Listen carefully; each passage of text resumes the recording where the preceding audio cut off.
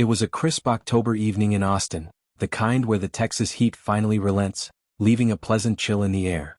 For Emily Carter, a 22-year-old nursing student on the cusp of her dreams, the night of October 17, 2023, began like any other. She'd finished her study group, the scent of stale coffee and anxiety clinging to the air in the UT library. Her phone buzzed, a notification from her meticulously curated social media feed, a digital echo of a life lived vibrantly. But this was the last time her phone would ping with activity that anyone could trace. Detective Garrett Prescott, a 45-year-old investigator with the Austin Police Department, sat in the sterile glow of the precinct's cybercrimes unit. The case file on Emily Carter was growing cold, a gnawing emptiness in the otherwise busy force. Hours blurred into days as Prescott and his team navigated the labyrinthine world of Emily's online life. They sifted through encrypted messages, geotagged photos, and the ghost remnants of deleted profiles. It was a digital scavenger hunt, each clue more elusive than the last. Emily, a responsible and diligent student, was known for her strong digital presence, a stark contrast to her sudden vanishing. Her parents, Sandra and Mark Carter, had reported her missing on October 18, the day after she failed to show up for her clinical rotation at St. David's Medical Center. The initial hours were a blur of missed calls and growing dread, a familiar narrative Prescott had encountered too many times. Sandra, a registered nurse herself, understood the gravity of a missed shift, the professionalism Emily embodied. This wasn't like her daughter at all. Prescott's gaze drifted to a photo on his desk. Emily, a bright, hopeful smile on her face, auburn hair catching the light, her blue eyes full of ambition. He traced the edge of the photograph. The digital world offered a tantalizing proximity to Emily, yet it also served as the perfect veil for whatever darkness had consumed her. The investigators were chasing shadows in a realm where identity could be forged and truth obscured by layers of code. Detective Prescott found a peculiar pattern emerging from the digital debris. Emily's social media activity ceased abruptly on the evening of the 17th, but her online presence didn't vanish entirely. Instead, it shifted. Her profiles remained active, posting seemingly innocuous updates, photos of coffee shops, snippets of student life, even a cryptic post about a new beginning that her friends and family found deeply unsettling. These posts, while appearing normal on the surface, felt hollow, curated. They lacked Emily's genuine voice, the spark that friends and family knew so well. Prescott's gut told him this was no ordinary disappearance. This felt orchestrated. He brought in Devin Westbrook, a 24-year-old acquaintance Emily had met at a campus tech event a few weeks prior. Westbrook, a charming and seemingly successful tech entrepreneur, had been one of the last people to see Emily according to her friends. He presented himself as concerned, offering his assistance and claiming to have no knowledge of her whereabouts. Yet, Prescott, a veteran observer of human behavior, detected a subtle artifice in Westbrook's demeanor. His eyes, sharp and calculating, seemed to watch every move, every word. There was a controlled composure that felt too practiced, a subtle smirk that hinted at hidden knowledge. The digital forensics team flagged Westbrook's IP address as having accessed Emily's cloud storage accounts several times in the 48 hours following her disappearance. It was a digital breadcrumb, faint but significant. The posts continued, eerily timed, from Emily's accounts, but the metadata was a minefield. Westbrook, with his sophisticated understanding of digital platforms, was expertly weaving a narrative, a digital ghost designed to fool not just the investigators, but Emily's own worried family. Sandra Carter, clinging to any semblance of hope, would occasionally see these posts and feel a flicker of relief, only to be crushed by the investigators' grim insistence that these were not her daughter's actions. The digital breadcrumbs, once faint, began to form a clearer, more sinister picture. The recurring IP address linked to Devin Westbrook wasn't just accessing Emily's accounts, it was actively manipulating them. The new beginning post, the coffee shop photos, all fabricated, uploaded remotely, timed to perfection to create a false sense of continuity. Prescott felt the familiar surge of adrenaline that accompanied a breakthrough. He knew Westbrook was the key, a puppeteer pulling the strings of Emily's digital ghost. However, obtaining concrete evidence was another matter. Westbrook was a phantom in the digital realm, his sophisticated techniques designed to obscure his trail. Prescott ordered a full forensic sweep of Westbrook's known devices and cloud services. Meanwhile, Sandra Carter grew increasingly distressed. The carefully crafted online facade was a cruel torment, offering fleeting moments of hope only to snatch them away. She noticed subtle inconsistencies in the posts, a phrasing unfamiliar to Emily, a background detail that didn't quite match her daughter's known haunts. Her maternal intuition, honed by years of raising Emily, screamed that something was terribly wrong. Prescott, sensing the urgency in Sandra's unease, initiated a more aggressive approach. He knew that while Westbrook was manipulating Emily's digital life, her physical absence was the undeniable truth. The investigation shifted from solely digital forensics to a more traditional manhunt, seeking any physical trace of Emily, any witness, any anomaly that Westbrook's digital illusion couldn't hide. The race was on, to dismantle Westbrook's carefully constructed reality before Emily's trail went entirely cold, and before the hope of finding her alive was extinguished forever. The ghost in the machine was starting to reveal the face of its creator, and Prescott was determined to unmask him. The sterile hum of the Austin Police Department's cybercrimes unit was a stark contrast to the vibrant life Emily Carter was supposed to be living. Detective Garrett Prescott, a man whose hazel eyes had witnessed too many tragedies, stared intently at the glowing monitor. It had been 3 weeks since Emily, a bright 22-year-old nursing student, had vanished. Her apartment was undisturbed, her car still parked where she'd left it, but her digital footprint, the modern-day breadcrumb trail, was a confounding maze. Prescott's own salt and pepper hair seemed to recede a little further with each dead end. He'd spent countless hours sifting through Emily's social media, her emails, her texts, looking for any hint of distress, any clue to her whereabouts. Her parents, Sandra and David Carter, were beside themselves, their grief a palpable weight in the interrogation rooms. Sandra, a nurse herself, could barely comprehend how her responsible, driven daughter could simply disappear. Prescott felt the familiar ache of a case that was already going cold, the digital world offering whispers but no answers. He zoomed in on a cryptic exchange from a week before Emily went missing. A series of messages on an encrypted platform, supposedly with a new friend named Vector. The messages were brief, almost transactional, but the dates and times hinted at clandestine meetings. Vector was evasive, his digital persona deliberately vague, a phantom in the machine. Prescott leaned back, the worn leather of his chair creaking. This wasn't a simple runaway case. The deeper he dug into Emily's online life, the more he suspected a carefully orchestrated deception, a digital ghost designed to mislead. The energetic, friendly nursing student, so full of life, seemed to have been entangled in something far darker than anyone knew, something hidden behind carefully constructed avatars and anonymized IP addresses. The more he saw of Vector, the more Prescott felt a prickle of unease. This wasn't just a stranger, this felt personal, calculated. Detective Prescott requested a deeper dive into the Vector communications, a task assigned to the unit's most skilled digital forensic analysts. They worked tirelessly, tracing fragmented data packets across servers in different continents, a digital scavenger hunt that yielded frustratingly little. Vector was an expert, meticulously scrubbing his tracks, using VPNs, anonymizing services, and even employing throwaway devices that were disposed of immediately after use.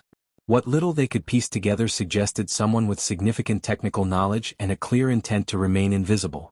They found a faint digital signature, a subtle coding style, that occasionally appeared in obscure online forums frequented by programmers and cybersecurity enthusiasts. This profile, however, was broad, a ghost in the machine with no discernible name or face. Prescott brought in Devin Westbrook, a casual acquaintance Emily had mentioned to her mother a few times in the weeks before she vanished. Westbrook, a 24-year-old who presented himself as a budding tech entrepreneur, was charming, articulate, and oozed a calculated confidence. He sat in the interview room, his sharp gray eyes scanning the surroundings with an unnerving calmness.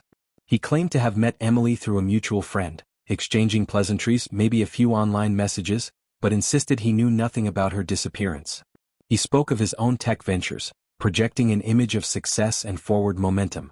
Yet, Prescott noticed the subtle inconsistencies, the almost imperceptible shift in Westbrook's demeanor when certain technical terms were mentioned. His clothing was fashionable, modern, a stark contrast to the practical attire of the detectives, and that almost imperceptible smirk played on his lips. The analysts, meanwhile, cross-referenced IP addresses associated with the encrypted messages, matching them to a period when Westbrook was known to be in Austin. The puzzle pieces, though small and fragmented, were beginning to align, suggesting Vector wasn't just an anonymous entity, but someone very real, very close, hiding in plain sight behind a mask of success and indifference. Westbrook's carefully constructed face began to show hairline cracks under Prescott's persistent, quiet questioning, his athletic but lean frame betraying a tense stillness. Detective Prescott felt the net tightening, but the crucial piece of evidence, proof that Vector was indeed Devin Westbrook and that he was directly involved in Emily Carter's disappearance, remained elusive. Westbrook's online activities were a masterclass in evasion, but Prescott suspected the deception ran deeper than just anonymous communication. Emily, by all accounts, was a diligent nursing student, her life focused on her studies and her future. Yet, her digital interactions with Vector suggested a clandestine relationship, a hidden side to her life that her mother, Sandra, never knew. Prescott ordered a forensic sweep of Emily's laptop and phone, looking for any remnants of deleted files, any hidden partitions, anything Westbrook might have overlooked. The breakthrough came not from a deleted message but from metadata. Buried deep within a photograph Emily had posted weeks before she vanished, a seemingly innocuous selfie from a campus event, was a geotag. This tag, meticulously hidden by Emily's own camera settings, placed her near a remote park on the outskirts of Austin, a location that Westbrook had recently searched for on his own devices, using his legitimate, traceable accounts. Suddenly, the fragmented pieces clicked into place. Westbrook, using his charm and technical prowess, had cultivated an online persona, Vector, to lure Emily into a false sense of security, arranging secret meetings. The encrypted messages were the digital equivalent of whispered secrets, the planned rendezvous points carefully chosen to avoid easy detection. Prescott realized Westbrook hadn't just communicated with Emily online. He'd orchestrated her digital and physical movements, creating a trap that was both virtual and terrifyingly real. The evidence, though circumstantial at this stage, painted a chilling picture of manipulation and control. Prescott knew he had to confront Westbrook, to break through his calculated composure and force him to reveal what he had done with Emily Carter, using the digital breadcrumbs to expose the man behind the mask. October 23, 2023. Austin, Texas. The late afternoon sun cast long shadows across the UT Austin campus, a familiar, comforting sight for 22-year-old Emily Carter. Dressed in her usual nursing student attire, comfortable blue scrubs and practical sneakers, she exuded an air of hopeful anticipation. Her long, wavy auburn hair was pulled back loosely, framing a face alight with dreams of a future career. Emily was meeting a friend, or so she told her mother, Sandra Carter, via a brief, cheerful text message that evening. Sandra, a 48-year-old registered nurse herself, had smiled at the message, a familiar warmth spreading through her as she imagined her daughter, her only child, embarking on the path they had both dreamed of. Emily's life was meticulously planned. Graduate with honors, secure a position at a top hospital, perhaps even start her own clinic someday. She was responsible, driven, and had an infectious energy that drew people to her. But this planned meeting, this final glimpse of normalcy, would become the agonizing pivot point. The friend Emily was supposedly meeting had no record of such plans. Detective Garrett Prescott, a man whose 45 years had etched a weary competence onto his face, would later pore over security footage and phone records. Prescott, a 6 feet 1 inch Caucasian male with salt and pepper hair and tired, intelligent hazel eyes, already felt the familiar knot of dread in his stomach. This wasn't just a student taking an unplanned detour. The lack of any communication, the sudden vacuum where Emily Carter should have been, spoke of something far more sinister. He knew, with the grim certainty of 2 decades on the force, that the clock was ticking with terrifying speed. The cheerful campus, usually a symbol of bright futures, now felt like a stage for a deepening, chilling mystery. As hours turned into a sleepless night, and then into the next agonizing day, the digital world became Detective Prescott's primary battleground. Emily Carter, a student of the digital age, had left a trail, perhaps a breadcrumb, perhaps a snare. Prescott, a man whose own digital fluency was born of necessity rather than native instinct, enlisted the help of cybercrime specialists. They began meticulously mapping Emily's online life, social media posts, communication logs, app usage, even her online shopping habits. Her profiles painted a picture of a bright, engaged young woman, class updates, photos with friends, shared articles on nursing advancements. But buried within this seemingly innocuous digital presence was a new contact, one that hadn't been part of her usual circle, Devin Westbrook. Westbrook, 24, presented himself as a charming, successful tech entrepreneur. His online persona was carefully curated, sleek photos, mentions of influential meetups, and a confident, almost arrogant tone. Prescott's instincts, honed by years of dealing with deception, immediately flagged him. Westbrook's digital footprint was oddly clean, almost too clean, lacking the casual messiness of most active social media users. There were no lengthy conversations with Emily publicly visible, no shared photos that screamed intimacy, yet phone records indicated recent, frequent communication. Prescott ordered a deeper dive, looking for deleted messages, anonymized IP addresses, anything that Devin Westbrook might have overlooked in his meticulous construction of a false reality. The detective knew that people like Westbrook often operated with a profound narcissism, believing they were smarter than everyone else, that their digital ghosts could be erased.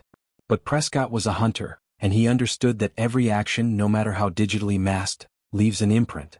The silence from Emily was deafening, but the subtle patterns in Westbrook's online behavior were beginning to speak volumes. While Detective Prescott navigated the cold logic of data and digital trails, Sandra Carter was adrift in a sea of raw, visceral grief. The days since Emily's disappearance on October 23 had been a blur of frantic calls, increasingly desperate visits to the police station, and agonizing sleepless nights. Sandra, a 48-year-old woman whose usual resilience was now overshadowed by profound heartbreak, found herself the unwilling face of her daughter's vanishing. Her kind brown eyes, usually filled with a gentle warmth, were now perpetually red-rimmed and shadowed with exhaustion. Her blonde hair, habitually tied back, seemed to have lost its sheen, mirroring the dimming of her spirit. She wore simple, comfortable clothes, the uniform of a mother consumed by worry, her every movement weighed down by the unbearable absence of her daughter. Prescott understood that Sandra was not just a witness, she was the emotional anchor of this tragedy. Her pain was the undeniable human cost of whatever had befallen Emily. He met with her regularly, offering what little comfort he could, always careful to manage her expectations while conveying the relentless progress of the investigation. During one such meeting held in the starkly lit interview room at the Austin Police Department, Sandra made a direct, heart-wrenching appeal to the public. Her voice, thick with unshed tears, trembled as she looked directly into the camera, her tired face etched with a mother's desperate plea. "Emily is my whole world," she choked out, her hands clasped tightly in her lap. "She's bright, she's kind, she has her whole life ahead of her. If anyone knows anything at all, please tell them. Help us bring our daughter home." This public appeal, broadcast across local news channels and social media, was a calculated risk. It could yield a crucial tip, or it could amplify the media frenzy, potentially spooking the perpetrator. But for Sandra, it was the only option left. She couldn't bear the silence, the unknown. She needed answers, desperately, for Emily, and for the shattered pieces of her own life.